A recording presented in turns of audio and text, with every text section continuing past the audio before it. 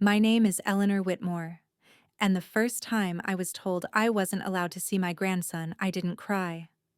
I stood there, my hands trembling, my heart pounding, but I didn't cry, not until I made it to the car. Trust me, you'll regret skipping this story.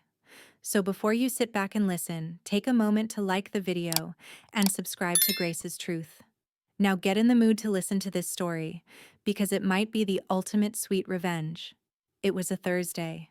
I remember because I always brought Sam his favorite banana muffins on Thursdays, still warm in a little brown paper bag with his name written in Sharpie. He was 5, bright-eyed, gentle. He had this habit of whispering thank you like it was a secret between us, as if kindness was something sacred. That morning, I knocked on the door of my son Mark's house like I always did.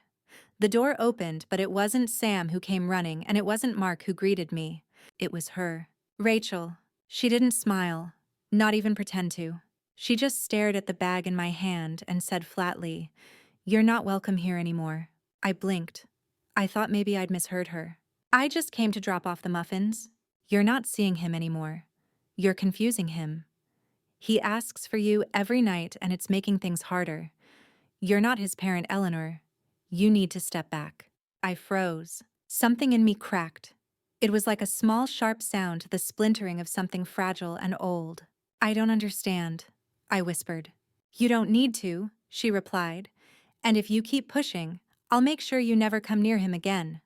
Legally." Then she shut the door. Not slammed, just closed it like she was finished with a conversation that never truly began. I drove home with the muffins still in the passenger seat. I didn't cry, not at first.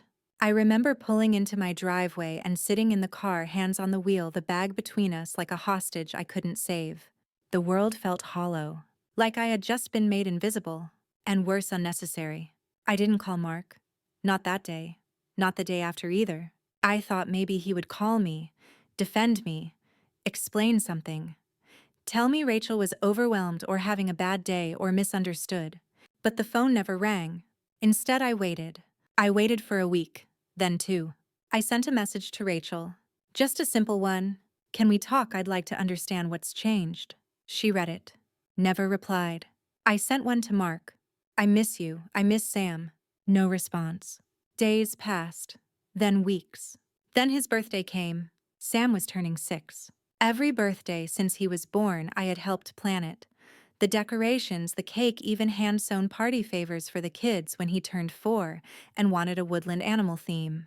But this year, no invitation. Not even a photo. Just silence. So I drove to the park near their house, the one with the duck pond where they usually did his parties. I stayed in my car. Watched from afar. I knew it was his birthday because I saw the balloon bouquet, bright orange and green, and Sam in a paper crown. He looked older, taller, his hair was longer, but his smile, that same soft, careful smile, was still his. And then he saw me, across the lawn, over a sea of balloons and folding chairs and 2 sweet juice boxes. Our eyes met. His face lit up. He started to run. "Grandma?" And then she caught him. "Rachel." She bent down and whispered something into his ear, holding him by the wrist. His shoulders slumped. He looked down at his feet. She turned and scanned the crowd. Saw me. Walked across the lawn like a woman on a mission. "Leave," she said before I could even roll my window down. "Please," I whispered. I just wanted to see him. I stayed away. I didn't even bring a gift. "You think this is sweet, sneaking around, spying on your own grandchild? It's pathetic." "I love him," I said. "You're not his parent," she repeated. "And if I ever see you near him again without permission, I will file for a restraining order." Then she walked away. I watched her scoop him up like a prop, like a possession.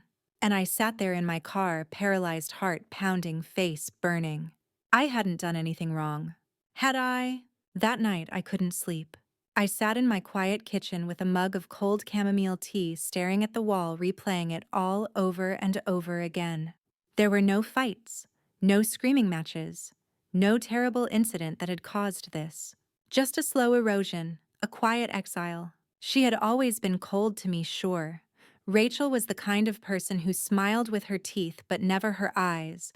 But she used to be polite, tolerant, sometimes even friendly, until Sam turned 5 and started calling me his safe person. That's what did it. That's when the shift happened. That's when I started becoming a threat. I didn't know it yet, but that birthday party, that quiet heartbreak on a sunny afternoon, was the start of a very long war. Not a loud one. Not the kind with lawyers and slamming doors and accusations shouted in courtrooms, not yet. But the kind of war women fight all the time. The kind of war where love is used as leverage. Where the ones who suffer are too small to understand what they've lost. Where you are erased one visit, one text, one holiday at a time. And I knew then, sitting in my kitchen watching the moonlight stretch across the tile floor, I had two choices. I could disappear quietly, or I could fight, even if it meant standing alone, even if it meant being hated, even if it meant becoming something I never imagined I'd have to be. A grandmother who takes custody of her own grandchild. After that birthday, the air in my house changed. Silence stopped being peaceful.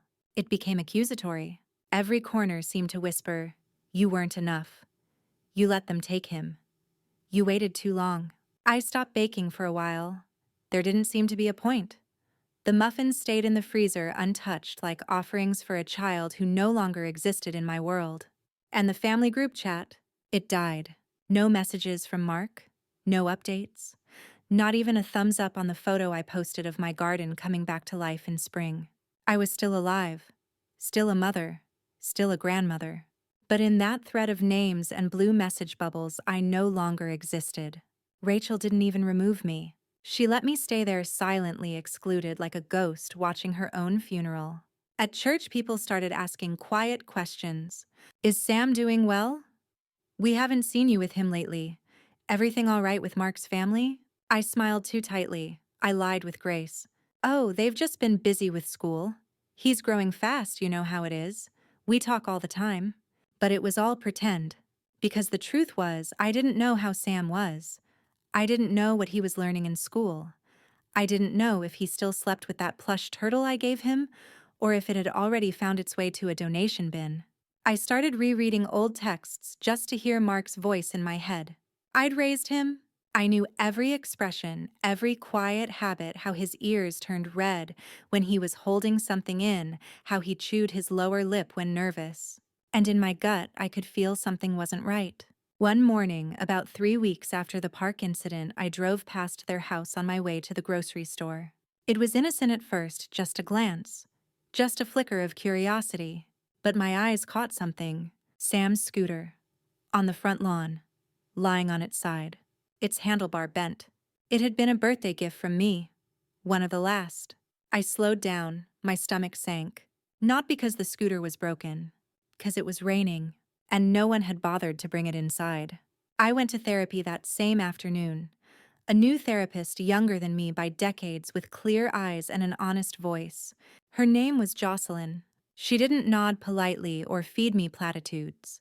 She looked at me. Fully. Like she was measuring how much of me had been buried under polite restraint.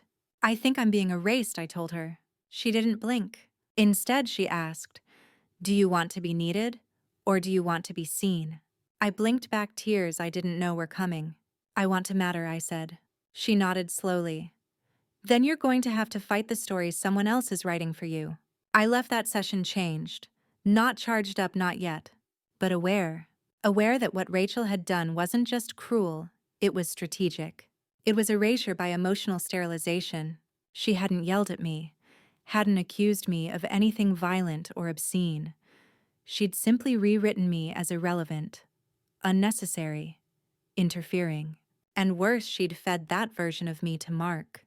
And he had swallowed it. I looked through my old messages. 2 years ago, he'd texted me this after a small family dinner. "Thanks for being such a calm space for Sam. I wish Rachel understood how important that is." That was before. Before Sam started calling me his safe person. Before Rachel began showing those small, tight smiles that didn't reach her eyes. Before the doors began to close. I screenshotted that message. Something about it felt important. Like a piece of evidence in a case I hadn't known I'd need to build. That night, I pulled out a journal. Not for feelings, I had enough of those. For facts. I wrote dates. Conversations. The day Rachel first denied me a visit. The way Sam looked at the park. The photos of the broken scooter. I wrote it all. I wasn't sure why yet, but something in me had shifted the same way a mother senses a fever in her child before the thermometer proves it. I didn't have a diagnosis, but I had a pattern. Then in early summer, I was walking to my car in the grocery store lot when I saw a familiar face. A younger woman, light brown hair, glasses, holding a bag of cereal and some juice boxes. Ms. Whitmore. It took me a second. Then it clicked. Sam's old preschool teacher. Mara, I asked, shocked. She smiled a little too fast, a little too awkward. I wasn't sure if I should say anything, but I just wanted to say I think about Sam a lot. He was a sweet boy. Something about the way she said was twisted in my chest. I hesitated. How is he doing when you last saw him? She looked down at her bag, fidgeted. Well, it's not really my place anymore, but he was quieter than usual toward the end, more withdrawn, and sometimes he seemed a little scared to go home. She looked up, regret in her eyes. I probably shouldn't say more, but she already had. She touched my arm. Some kids need someone to speak for them, just in case. Then she walked away. That night, I sat in the dark and clutched my journal. That woman hadn't been dramatic. She hadn't made accusations. Just quiet concern. Just a nudge. But it was enough, because I wasn't imagining things. Rachel hadn't just stolen access to my grandson. She had slowly cut him off from every anchor of emotional safety in his life, and no one was watching. Except me. I was watching, and now I was recording. And I was done asking for permission to protect him. I didn't sleep the night after I saw Mara. I lay in bed, my fingers clutched around the soft spine of that journal, my mind running through every moment I had written down like they were exhibits in a courtroom. But no one else was in that courtroom yet. Not the lawyers, not the judge, not even Mark or Rachel. Just me and Sam. His small face, his hushed voice, the way he whispered safe, like it was a spell I had cast to keep monsters away. But I hadn't kept them away. Not this time. The next morning, I did something I hadn't done in months. I baked again. Muffins like always. But I didn't wrap them in a brown bag with Sam's name on it. I kept them for myself. Because something about baking reminded me of the woman I used to be, the one Rachel was trying to erase. I needed that woman back. Because the next step wasn't going to be soft. I started small. I wrote an email to my lawyer, or rather to a lawyer. I hadn't needed one in decades. I didn't even know where to begin. I Googled family custody grandmother rights and fell into a rabbit hole of legal jargon, tears, and guilt. Most of what I found was discouraging. Biological grandparents have limited rights. Custody unlikely unless child is in imminent danger. But that wasn't the same as impossible. So I made an appointment. The law office was plain and unassuming, a low brick building near the courthouse, with cracked leather chairs and a woman behind the desk who looked like she'd seen more broken families than most pastors. The attorney's name was Meredith Clark. She was in her mid-40s, sharp-eyed but warm-spoken. I liked her instantly. I told her everything. The door slam, the birthday, the isolation, the bruise, the whisper from Mara. I showed her the screenshot of the message from Mark, the one where he'd called me Sam's calm space. She didn't say much for a while, just wrote in a quiet spiral on her legal pad. When I finished, I braced for the sigh. The this is complicated. The grandparents don't usually win. But Meredith simply said, "You've been documenting." "Yes." She nodded. "You're already ahead of most." She explained the terrain. I wouldn't be able to file for full custody without a trigger, an incident, an investigation, something official. But I could petition for visitation rights, especially if I could argue that Sam was being emotionally harmed by my absence. It wouldn't be easy.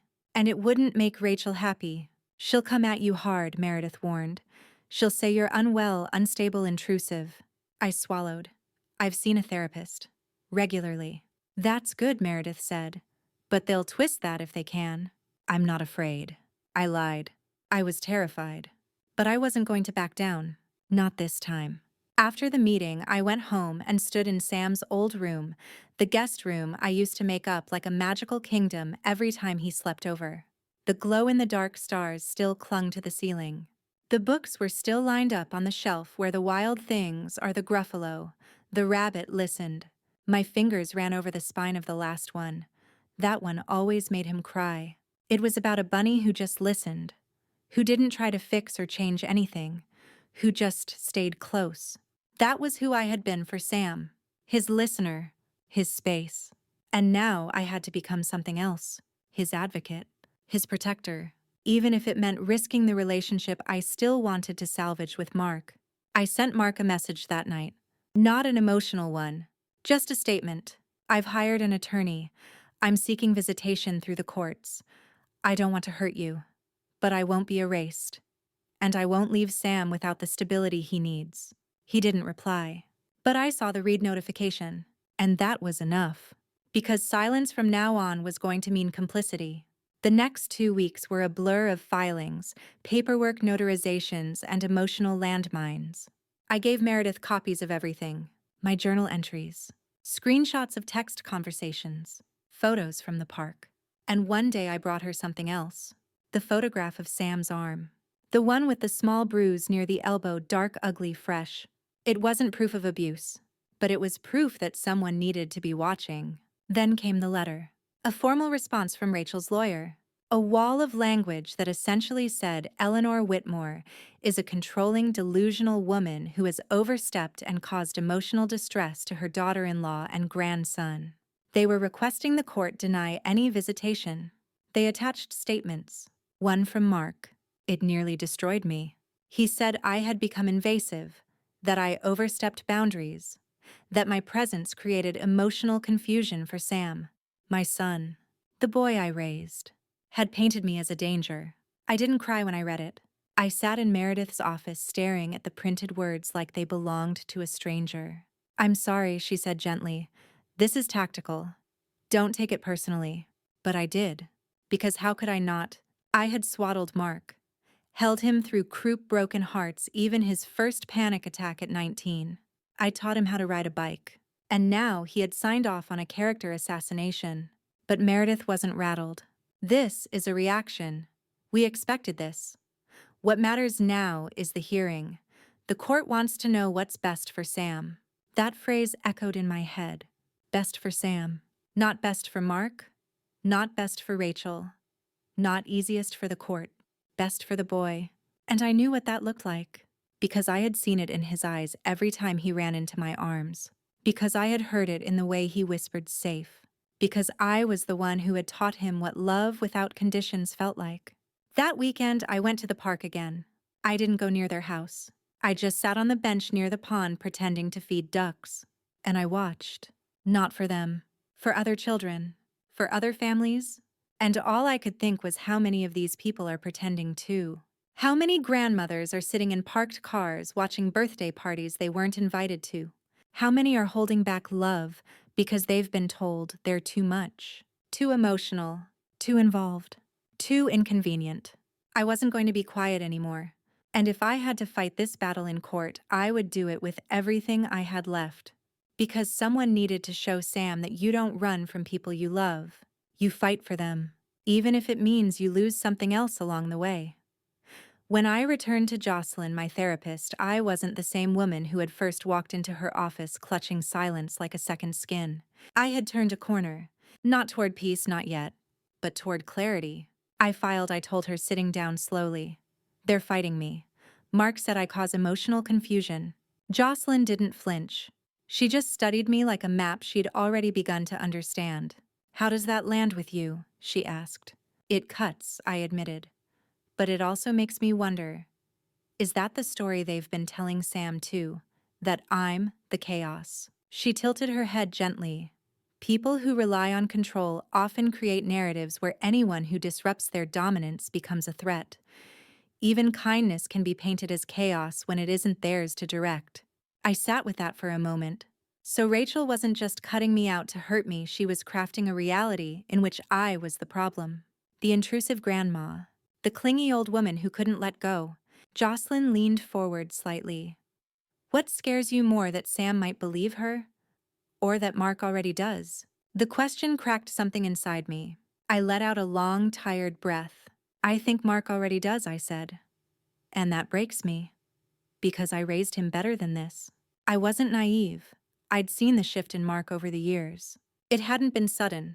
It was like watching ivy climb a brick wall, slow, quiet, and all-consuming. He'd stopped calling as much. He started deferring more to Rachel, even in small things: where to spend Christmas, whether Sam could sleep over. And somewhere along the way, his eyes began to glaze when I spoke. It was as if my words passed through him like wind. But worse than the distance was the hollow in him. The boy I raised used to have such a deep, searching soul. But now he repeated things Rachel said like they were gospel. And when I told Jocelyn this, she gave me a phrase I will never forget. Coerced passivity. It's common in emotionally imbalanced partnerships, she explained. Sometimes the dominant partner doesn't even need to raise their voice. They just condition their partner to believe that resistance isn't worth the cost. Mark wasn't evil. He wasn't cruel. But he was conditioned. Maybe even broken in ways I didn't fully understand yet. And that realization hurt just as much as losing Sam. Because I hadn't just lost my grandson, I had lost my son. And the woman who took them both didn't need to raise a hand. She simply rewrote reality. The court date loomed closer. Meredith prepped me daily. We gathered more statements. Quietly reached out to people who had observed Sam's behavior. I gave them contact info for Mara, the preschool teacher. And I gave them my therapist's number. I wanted my mental health on the table. I had nothing to hide. If they wanted to use my therapy records against me, let them. I had gone to therapy to become stronger, not to bury skeletons. One day, while sorting documents, I found a letter. It was from Sam back when he'd just started learning to write. The crooked letters, the uneven spacing. Dear Grandma, I love your muffins and you. You are my favorite soft place. Don't stop hugs. I pressed that letter to my chest and sobbed. Not just from grief, from conviction. Because that little boy still lived inside him. He might be scared, he might be silenced, but he hadn't forgotten, and neither had I. Rachel made her first big move the next week. She requested that my supervised visit be revoked due to emotional disturbance. She claimed I had made Sam anxious during our last meeting at the court center, that I had interrogated him. But I had done nothing of the sort. I had simply held his hand and whispered, "I miss you." He had nodded, looked down, and whispered, "Me too." That was all. That was enough for her to panic. Meredith fought the motion. She filed a counterclaim asserting that limiting contact entirely without justification was parental alienation. A serious accusation, but one we could begin to prove. Because Sam hadn't just been isolated from me. He'd stopped attending his favorite extracurriculars. He wasn't seeing other kids regularly. He'd been pulled from his original preschool, the one Mara had worked at, for no clear reason. Rachel was isolating him. Not just from me, from the world. I started preparing a statement to read in court. It wasn't legal strategy. It wasn't emotionless. It was simply the truth. I wrote, "I'm not here because I want to relive my glory days of parenting. I'm not here because I'm lonely or bitter or unwilling to let go. I'm here because I love a child who used to call me his safe place. And I am terrified of who he might become without that place in his life. I have nothing to gain but his well-being. And everything to lose if I don't fight." Jocelyn read the statement before I submitted it. She nodded slowly. "You're not waging war. You're holding a boundary. And sometimes that looks like battle to people who benefit from your silence." Her words became my armor. Because what I had once called grief was starting to turn into something stronger. Conviction. Mark still hadn't replied to my message. Not even a single word. But the silence no longer confused me. It defined the walls Rachel had built around him. But Sam wasn't walled off yet. There was still a window, still a way to reach him. I had to believe that. Because love that goes unanswered is painful. But love that's cut off, that's a wound that festers in children and adults alike. I stood in front of the mirror before bed that night and saw something new in my reflection. Lines etched deeper from stress, sure, but also a certain calm behind the eyes. The calm that comes from knowing you've chosen the right side of the story, even if no one claps for you at the end. Because sometimes doing the right thing doesn't look heroic. It looks quiet, lonely, resisted, but still worth it. If I've learned anything through this battle, it's that instincts are often right, but instincts without evidence are easy to dismiss. So I stopped relying on my memory alone. Every visit, every reaction, every phone call, I documented it all. I turned my journal into a timeline. Dates, words, photos, tone of voice, changes in behavior. Because I realized something, I wasn't just a grandmother anymore. I was a witness to something that others didn't want to see or were too afraid to name. And this time I wasn't going to be dismissed with words like overbearing or dramatic. I was going to prove that Sam needed me, not for my sake, but for his. The next supervised visit was scheduled for a Wednesday afternoon at the court-ordered family center. A cold room with plastic chairs and padded corners on the walls, more functional than welcoming. I arrived early, heart hammering, hands sweating. I had no idea how Sam would act, if he'd retreat, if he'd talk, if Rachel had already filled his head with more poisoned narratives. But when he walked in, something in me stilled. His eyes found mine immediately, and even though he didn't smile, he looked at me. That was something. A flicker of recognition, a tether. The supervisor, a woman named Dana, gave me a polite but professional nod and sat in the corner with a clipboard. Sam sat across from me, legs swinging, eyes darting. I didn't reach for him. I waited. "Hi, sweetheart," I said gently. "I'm so happy to see you." He didn't respond right away. Then, "Hi, Grandma." Quiet, flat, but not cold. Just unsure. We played with some blocks. I let him lead. I asked simple questions, nothing heavy, nothing probing, until he placed a green triangle on top of a blue square and said, "This is the tower where I hide." My breath caught.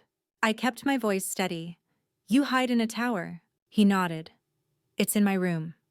Not a real one, but in my head." Dana scribbled something. I didn't push. I simply asked, "What does the tower keep you safe from?" He looked at me, then truly looked, and whispered, "Yelling." The visit ended before I could ask more. But that word stayed with me. Yelling. From whom? Rachel Mark. I didn't know. But a child doesn't invent emotional isolation unless they've felt it. I wrote everything down that evening, word for word. I filed it in the binder Meredith had given me labeled Observations Visit 3. It wasn't a smoking gun, but it was another thread in the web Rachel had spun, and I was beginning to untangle it. Later that week, while reviewing old photos on my laptop, I found something I had completely forgotten. A video from a Thanksgiving 3 years ago before Rachel tightened the noose around family dynamics. We were all in the kitchen. Sam was helping me stir pumpkin batter. Mark filmed us. Rachel was in the background on her phone, half interested.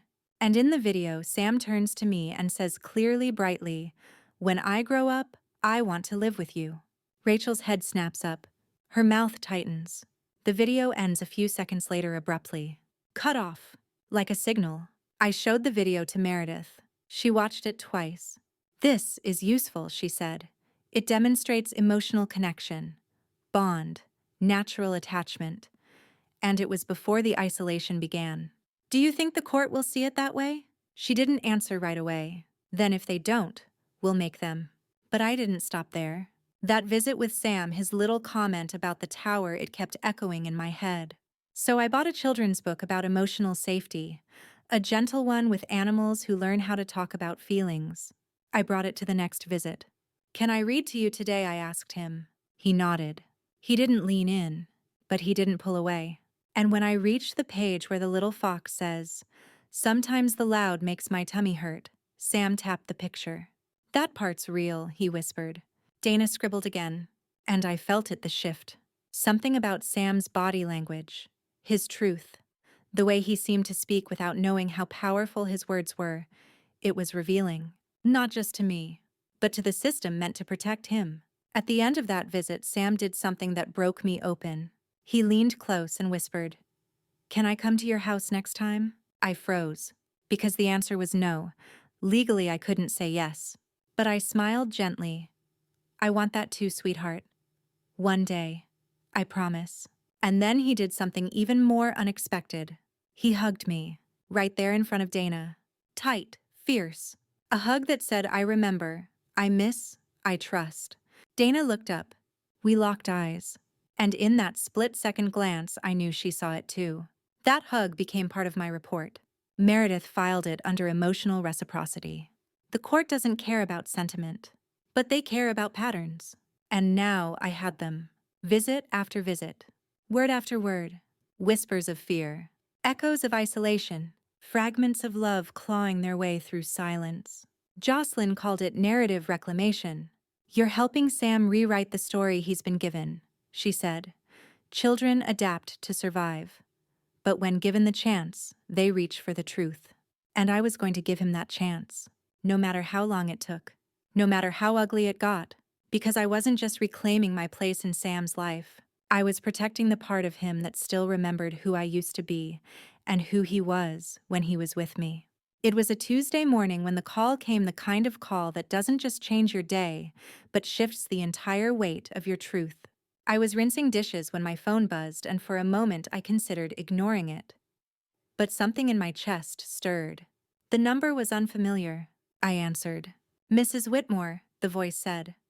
My name's Kayla Jennings. I used to work with Rachel. I hope it's okay that I'm calling you directly. My body stiffened. I set the plate down. I'm sorry you worked with Rachel. Yes. At the law office downtown. About 4 years ago. I'm not there anymore. Something in her tone carried urgency and unease. I saw what's happening in the custody case. I didn't know how else to reach you, but I think there's something you should know. We agreed to meet in person, a quiet cafe outside the city, neutral ground, public but intimate. Kayla arrived in a navy peacoat, her hair pulled back. Nervousness etched into her every movement. She wasn't much older than Mark, maybe early 40s, but her eyes had the weight of someone who had carried a secret too long. We ordered coffee, sat in a corner booth, and after a moment of hesitation, she opened her purse and pulled out a folder.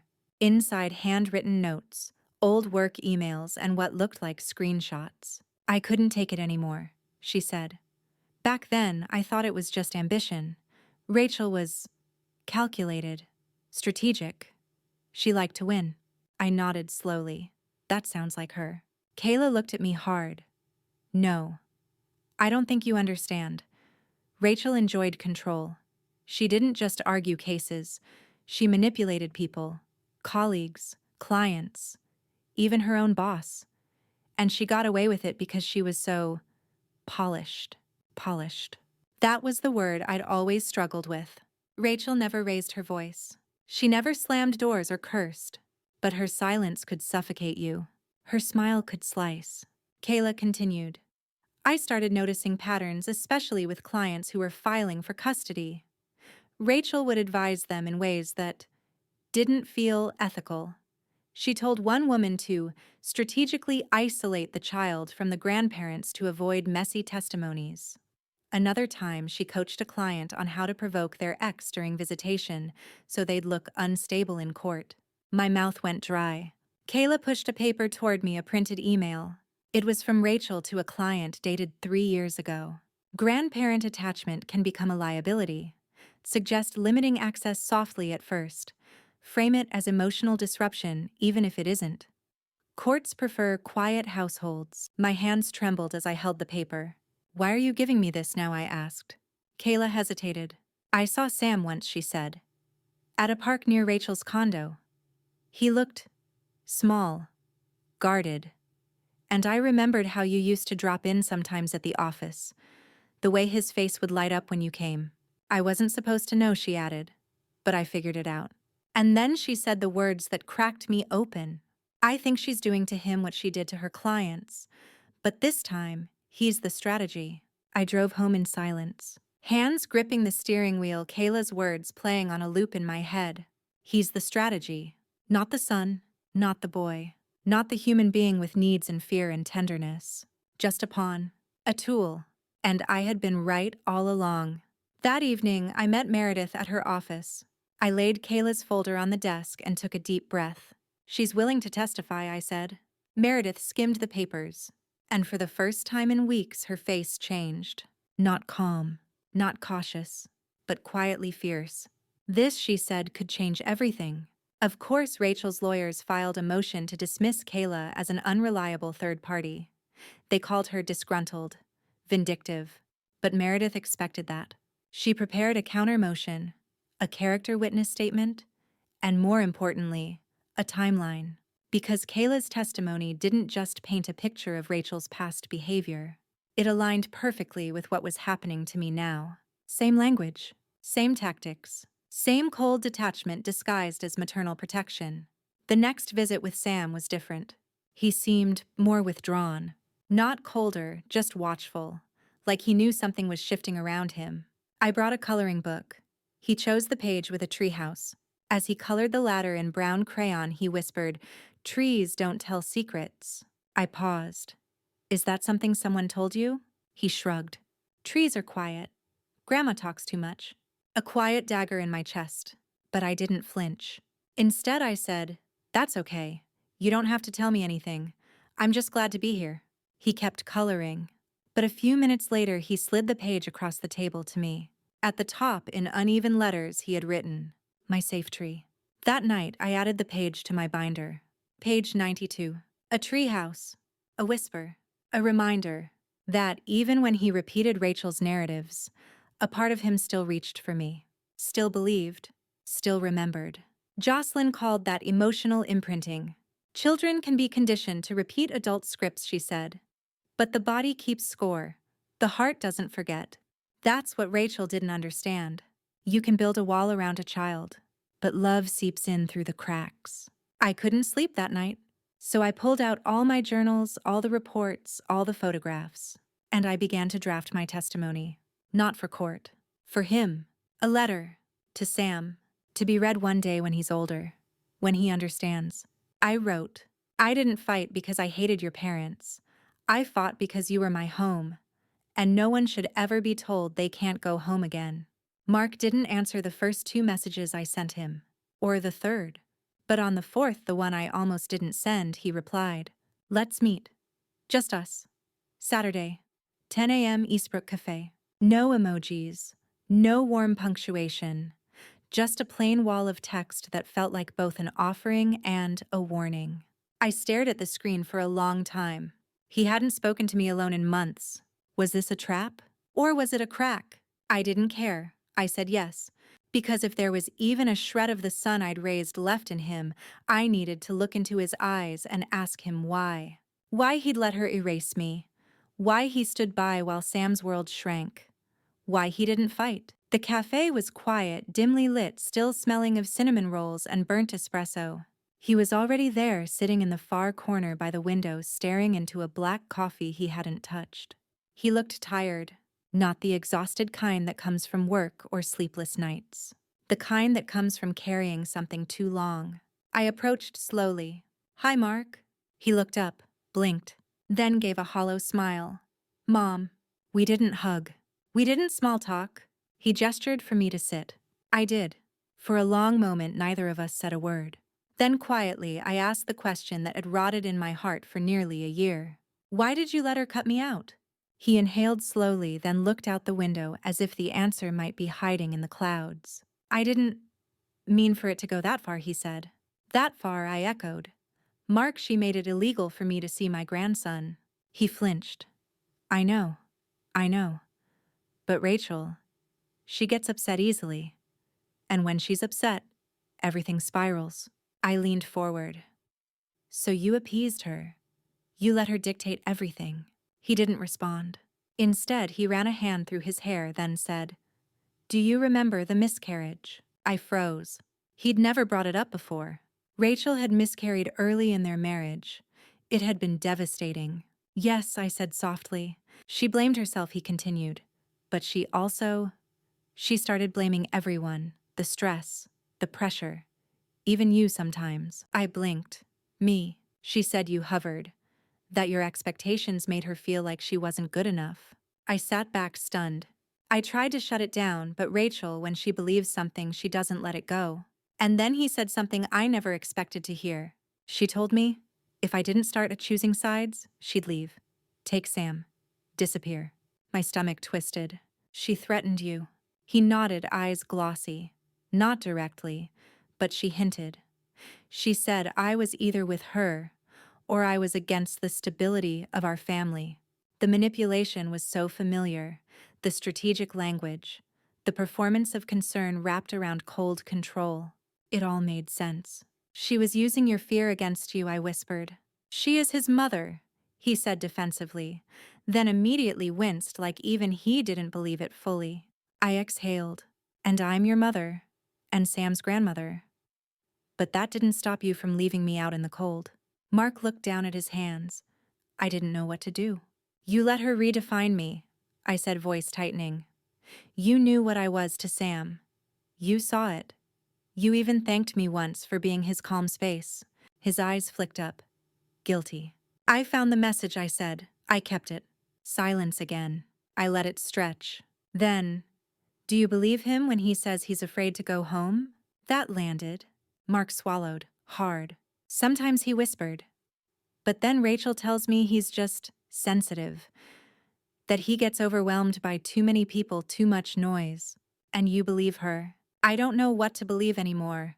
I stared at him, the man who used to come home with scraped knees, who cried when his pet hamster died, who once saved a baby bird and fed it with an eyedropper for 2 weeks. Where had that boy gone? He's still in there, I said quietly. Mark looked confused. Who? You. The boy who knew how to care. The one who felt everything. He blinked. Hard. And I saw it, the flicker. The fracture in the armor. I'm scared, he admitted. Of her. He hesitated. Then quietly, yes. My heart broke. But I didn't reach for him. Instead I said, then do something brave, for Sam. I didn't ask him to testify. Not yet. I just let the silence settle between us one more time. As I got up to leave, I said, when you're ready to stop surviving and start protecting, you know where to find me. And I walked out. That night, I wrote in my journal, Mark is not lost. He is buried beneath a lifetime of appeasement. But I saw him today, briefly. And I know if I can reach him, Sam might have both of us again. Rachel never reacted impulsively. That was her specialty. She didn't scream, didn't throw things, didn't raise her voice in courtrooms or kitchens. She weaponized calm like it was a sword sheathed in ice. So when Meredith called me and said she's countersuing, I didn't panic. I braced for what I asked, holding the phone tightly. Defamation and emotional harassment. Meredith replied, her voice steady but tense. She claims your supervised visits are re-traumatizing Sam and that you're manipulating him to turn against her. I sat down stunned. But I've done everything right. I haven't said a word about her to him. I believe you, but that doesn't matter right now. What matters is that she's scared. And scared people fight dirty. It felt like whiplash. One moment I was hopeful after my meeting with Mark. The next I was accused of psychological abuse for loving my grandson. The court issued a temporary pause on our visits until the hearing on the countersuit. I wasn't even allowed to say goodbye. Sam would show up one day for his scheduled time and find me gone. No warning, no explanation. And that was the true cruelty. Not to me but to him. Because Rachel knew exactly what message that would send. That I had disappeared again. That love couldn't be trusted. I wanted to scream. I wanted to throw something across the room and let every suppressed fury I'd ever felt explode. But instead, I sat down at the kitchen table, and I wrote another letter. To Sam. I wouldn't send it, not now. Maybe not for years. But I needed it out of my body. I didn't leave you. I didn't vanish. I was told I couldn't come. But I never stopped loving you, not for 1 second. I'm still fighting, even if you can't see it yet. Jocelyn called the next day, having heard the news. Do you want to come in? She asked. I'm scared I'll just cry the whole time, I whispered. Then we'll cry. That's what it's for. So I went. And for once, I didn't try to appear strong. I sat on her couch and wept for the pause in visits, for Sam's confusion, for the terrifying possibility that I might lose him for good.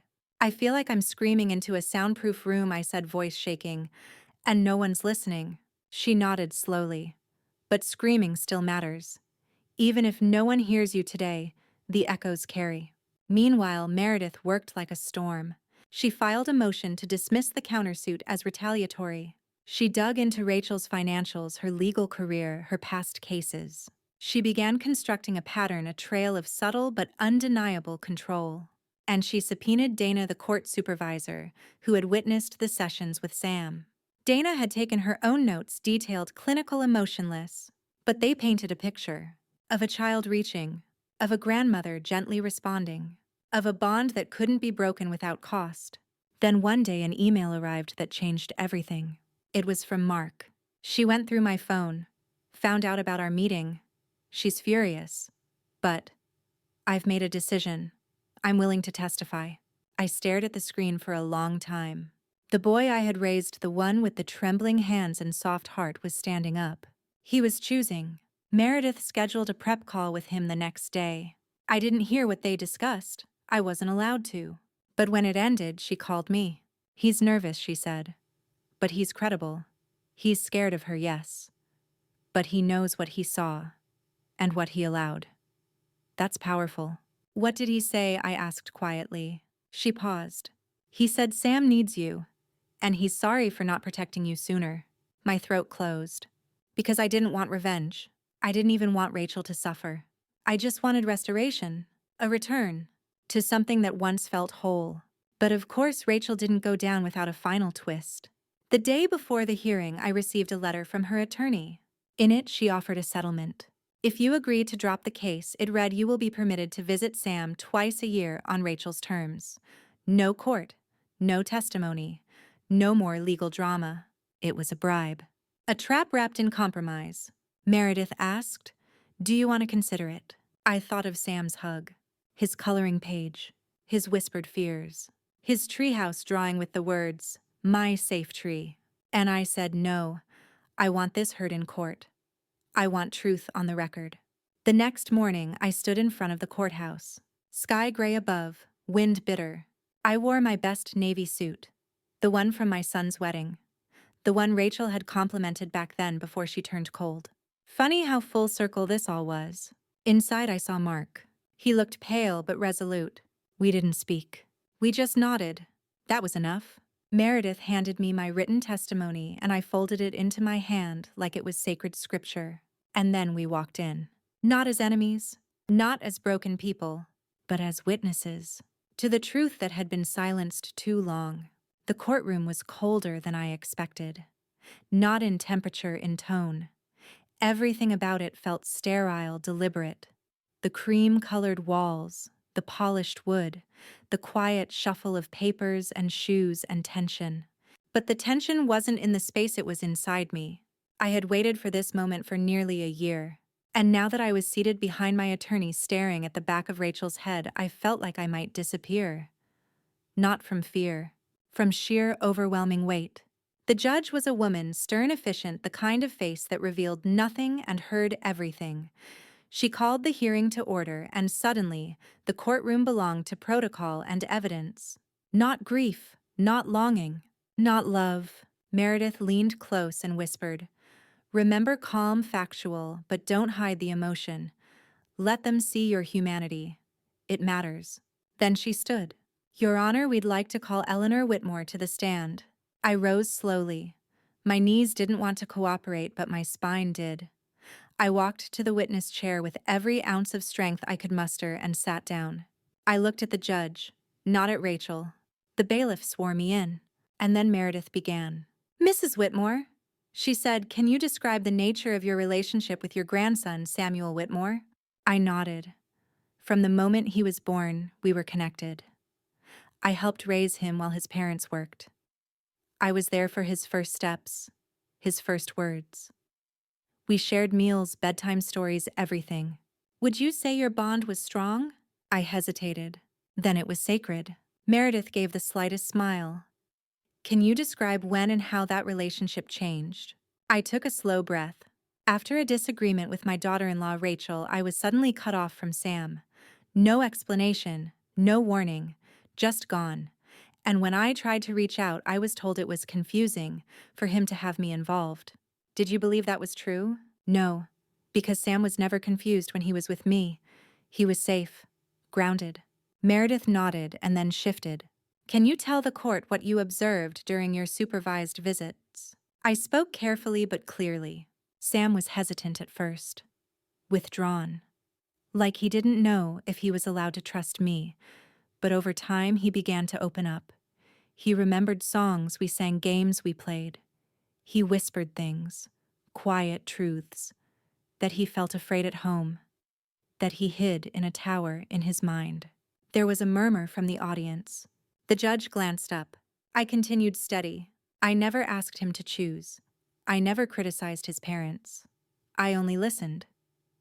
Because he needed someone who would hear what he wasn't saying out loud. Meredith approached with a document. This, she said, is a drawing Sam made during one of those visits. She handed it to the clerk, who gave it to the judge. I didn't need to look at it. I remembered every line. The treehouse. The words, "my safe tree." He told me trees don't tell secrets, I added. I think he was trying to say he didn't feel safe speaking at home. Rachel's lawyer objected speculation, but the judge allowed it. Proceed, she said. Meredith stepped back. No further questions at this time. Then came cross-examination. Rachel's lawyer was sharp, young, and deeply rehearsed. She rose with the posture of someone used to being obeyed. Mrs. Whitmore, she began. Isn't it true that you had several prior disagreements with your daughter-in-law before access to your grandson was restricted? Yes, I said calmly, but disagreements don't erase love. Would you describe yourself as a persistent presence in your son's household? I lifted my chin. I was a consistent caregiver. That's different. She smiled tight, cold. Did you ever question Rachel's parenting out loud in front of others? I asked questions when I had concerns. So you did undermine her authority. I tried to advocate for Sam. She paced. You claim Rachel erased you. But isn't it possible she was protecting her son from emotional confusion, from a grandparent who struggled with boundaries? That one stung, but I didn't flinch. No, she was protecting herself from my presence, not Sam. And what proof do you have of that? Sam, I said, voice firm. He is my proof. When I stepped down, my hands were shaking, but my spine was straight. And then it was Mark's turn. He walked slowly to the stand. Rachel's eyes were on him like laser points. He didn't look back. He was sworn in. Meredith asked him to describe the change in Rachel's behavior over the last 3 years. And he did. Quietly, carefully, but truthfully. He admitted to being manipulated. He confessed to being afraid. He acknowledged that Sam had changed, become quieter, more anxious, and more attached to silence than to people. Then Meredith asked the hardest question. Why didn't you intervene sooner? Mark's voice broke. Because I didn't want to lose my family, but in trying to keep the peace, I lost it anyway. There were no cheers, no gasps, just silence. That heavy, reverent silence that comes when something real has been said. The judge thanked him. He stepped down. He walked past Rachel. She didn't move, didn't blink. But her posture changed the slightest lean away from him, like he was no longer part of her strategy. The day ended with Rachel herself refusing to testify. Her lawyer said it would serve no constructive purpose. But the judge raised an eyebrow. I find it unusual, she said, that the central figure in this conflict has no desire to clarify her own behavior. Rachel only nodded. Polite, cold. But I saw it. The fracture. Because for the first time she wasn't controlling the narrative. The room had seen her. And they had heard me. When we left the courthouse, I stood on the steps and looked at the sky. It wasn't over. But something had shifted. The tide, the air, the weight. Sam's voice still rang in my ears. Can I come to your house next time? Maybe. Maybe soon. The court decision wasn't immediate. We waited. 2 weeks. 14 days of quiet torture where every sound, a phone call, a knock at the door, made my stomach twist. Meredith said the judge was being thorough, that it was a good sign that she was considering long-term impact. But the mother in me wasn't reassured by legal optimism. I thought of Sam every night where he was sleeping, whether he was safe, whether he still colored tree houses when no one was looking, whether he still remembered me. And then, on the 15th morning, the envelope arrived. I stood at the mailbox holding it in both hands, afraid to breathe. I didn't open it there. I took it inside, sat at the kitchen table, and prayed. Not for revenge, not for Rachel's downfall, just for truth to be honored. For the bond between a child and a grandparent to be seen. The document was short, 6 pages, Dense language, formal phrasing, the kind of prose that cloaks life-altering decisions in legal neutrality. But then my eyes caught the sentence. Temporary sole physical custody of Samuel Whitmore will be granted to Eleanor Whitmore, pending formal custodial evaluation and therapist's recommendation. I stopped breathing. I read it again. Granted to Eleanor Whitmore. My name, in black and white. Holding the future of a child I loved more than air. I dropped the papers, and I sobbed. No restraint, no composure. My body shook as every buried hope clawed its way out from under the grief I had stored like dust in my bones. Because the court had seen it. They had believed me. Not just me, him too. They had believed Sam. His coloring, his silence, his whispers. And they had believed Mark. Maybe even just a little they had believed that love could endure even after erasure. The next few days were a flurry of logistics, therapist approvals, home assessments, court-assigned visitation support, and then the handoff. It wasn't like a movie. There was no dramatic door slam, no screaming match in a parking lot. Just a gray morning, a neutral meeting place, and a boy, my boy, stepping out of the car holding a stuffed dinosaur and a too small backpack. He looked thinner than I remembered, but his eyes, they were still brown, still curious, still waiting. He saw me, paused, then walked forward. I knelt. "Hi, sweetheart." He didn't smile, but he didn't look away either. He whispered, "Is this real?" I nodded, throat closing. Yes, just us now. Mark was there too, standing behind Rachel's car. He didn't approach, but he nodded. And I nodded back. It wasn't a surrender. It was a truce. One built on what mattered most, Sam. The first week was delicate. Sam didn't talk much. He'd eat only one kind of cereal, refused to sleep in his room, and insisted on having every light in the hallway on at night. I didn't question it. I didn't fix it. I just held the space. I read books near him without asking him to listen. I hummed songs while folding laundry, letting the melody fill the room. I cooked his favorite pasta, the one he used to help me stir.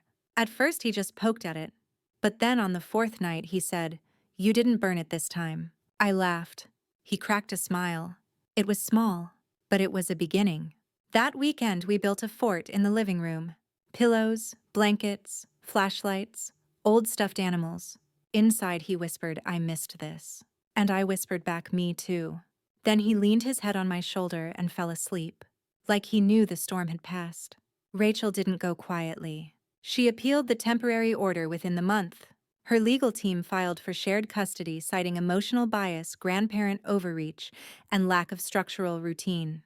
But this time, the judge called for psychological evaluations, not of me, but of Sam, an independent child therapist, who met with him, observed us, read the journals I'd kept, the drawings he made, and wrote in her final report. The child exhibits a heightened sense of emotional safety and increased verbalization in the presence of Ms. Whitmore. He references her home as a quiet place and initiates physical affection. Indicators suggest trauma symptoms have reduced since the change in living environment. That report was read aloud in the courtroom. Rachel didn't speak. Her eyes were stone, but I saw her hands trembling, not with rage, but with realization. She had lost not to me, but to truth. The judge made it final that spring. I was awarded permanent legal custody. Mark was granted consistent visitation. Rachel supervised contact contingent on therapy. And Sam, he got his treehouse. We built it in the backyard that summer. Not high, just enough for a view. He painted the walls light blue, hung up wind chimes. Inside he taped his drawings. One of them, the very first, had the words changed. It now said, "My safe tree with Grandma."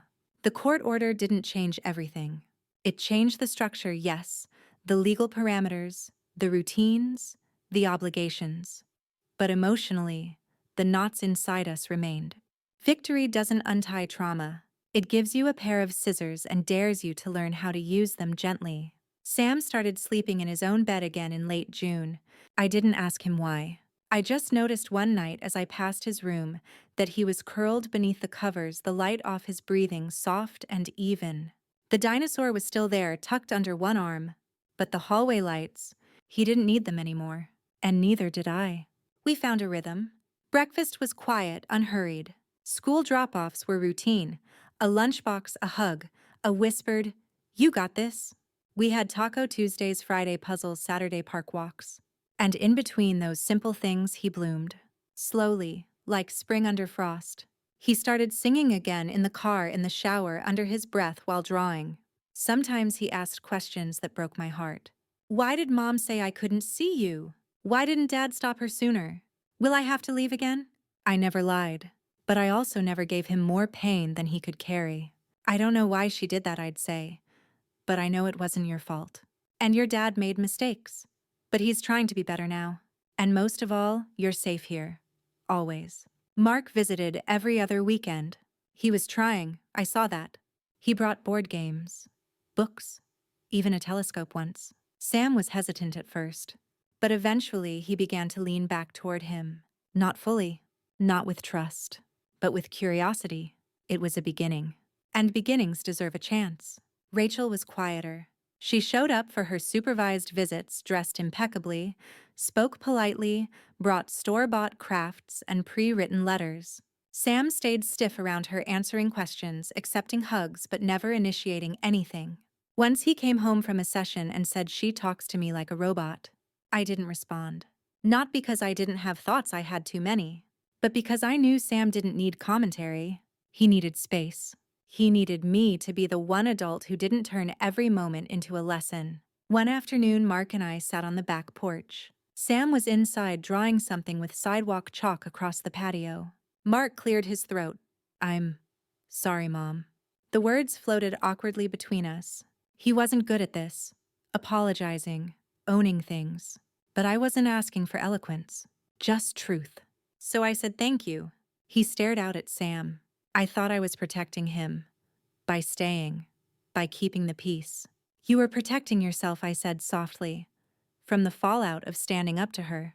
He didn't deny it. He just nodded. "Do you think she ever loved him?" he asked. I looked at him sharply. Because that question carried decades of doubt. Of history. "Rachel loves control," I said carefully. "And I think she believes that's love. But Sam needs more than belief. He needs presence, patience, safety." Mark looked like he might cry, but he didn't. Instead, he whispered, "I want to do better." And I believed him, because for the first time I saw not the boy I raised, but a man trying to become. That night, Sam asked if he could sleep in the treehouse. I said yes on one condition: I'd sleep in a chair right beneath it. Just in case. We brought out pillows, blankets, a flashlight, and a thermos of cocoa. As he climbed the wooden ladder, he said, "You know what I want to be when I grow up?" I smiled. "What?" "A grandparent." The breath caught in my throat. "Why?" "Because grandparents don't give up." I sat in the dark, wrapped in a sweater, tears rolling silently down my cheeks. And I knew. All the court hearings, all the therapy, all the loneliness, all the pain. It had been worth it. Because somewhere along the way, I had taught him not just how to survive, but how to love back. I thought the storm had passed. The court battles were behind us. The legal paperwork filed away like old wounds. But Rachel never understood the meaning of closure. She never believed peace was possible without control. One evening, about 6 months after Sam had settled into our home, the phone rang. It was a call that pierced the fragile calm I'd built. Her voice was cold-clipped, rehearsed. "Eleanor," she said, "I'm calling because you're crossing lines." I clenched the receiver. "What lines?" I asked. "Boundaries," she replied. "Sam's boundaries, his privacy." I fought the urge to laugh. "Please," I said slowly, "I'm the one who fought to give him a home. I'm the one who fought for his safety." "What boundaries are you talking about?"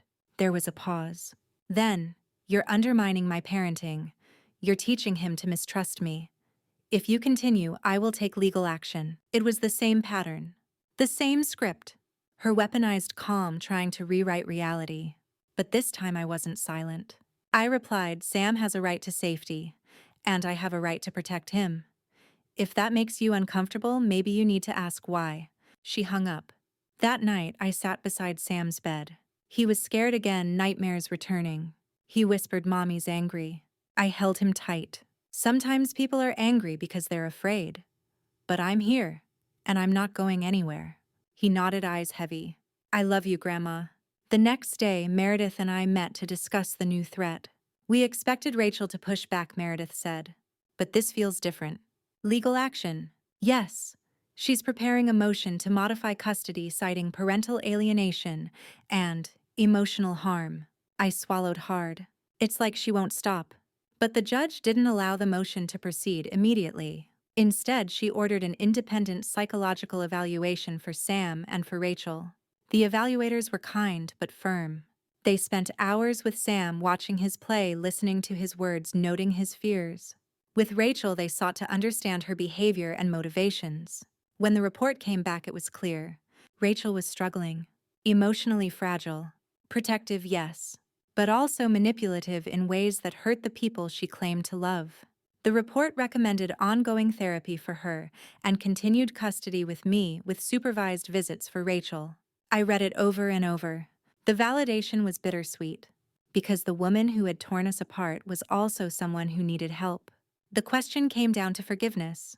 Could I forgive? Could I let go? Some days I thought yes, some days no, because forgiveness didn't mean forgetting. It meant choosing peace over pain, choosing healing over hate. Sam and I started family therapy.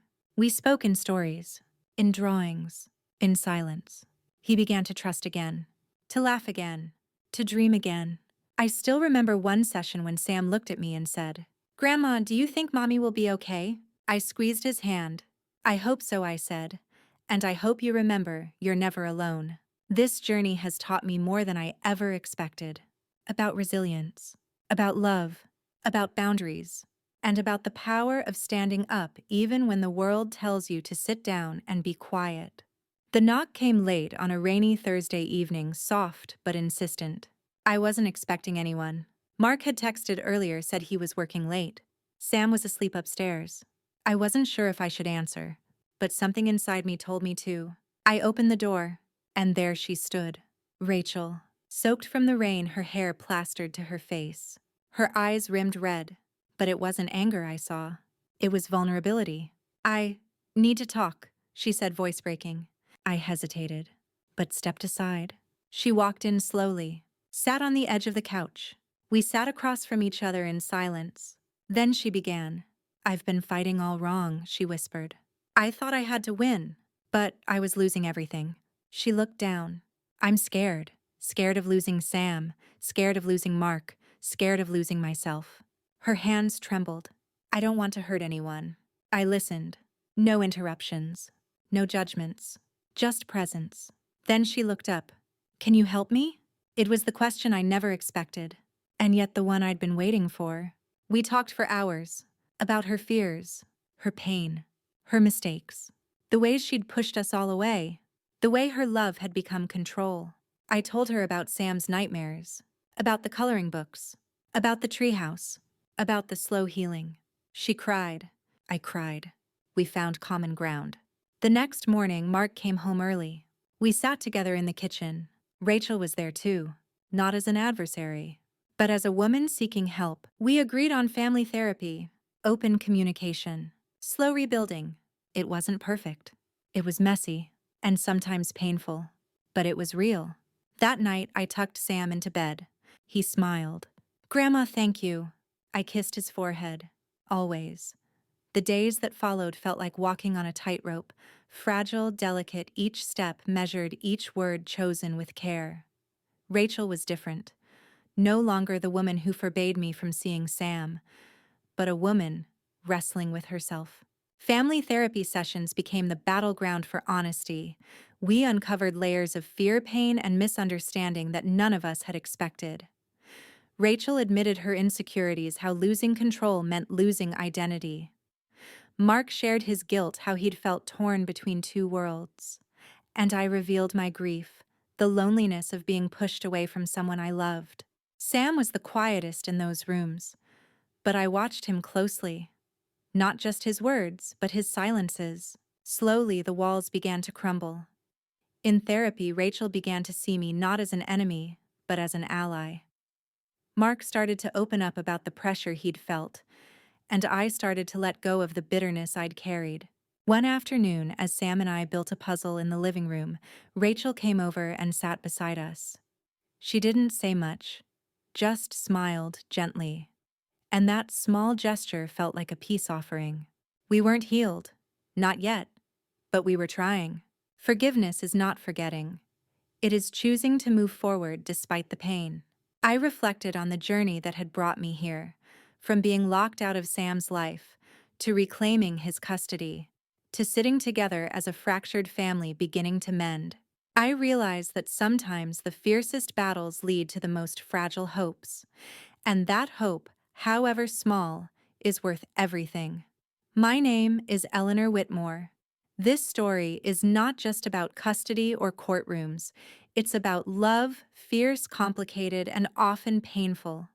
It's about survival in the face of being erased. It's about finding strength when everything seems lost. When I first lost access to Sam, I thought I was losing a part of myself. The pain was raw, a slow creeping ache that colored every day, but it taught me something crucial. That love isn't just given. Sometimes it must be fought for. I won't pretend the journey was easy. There were moments of doubt, times I wanted to give up, times I questioned if it was worth the price. But every small step forward reminded me why I fought. The look in Sam's eyes when he whispered, "Grandma, I missed you."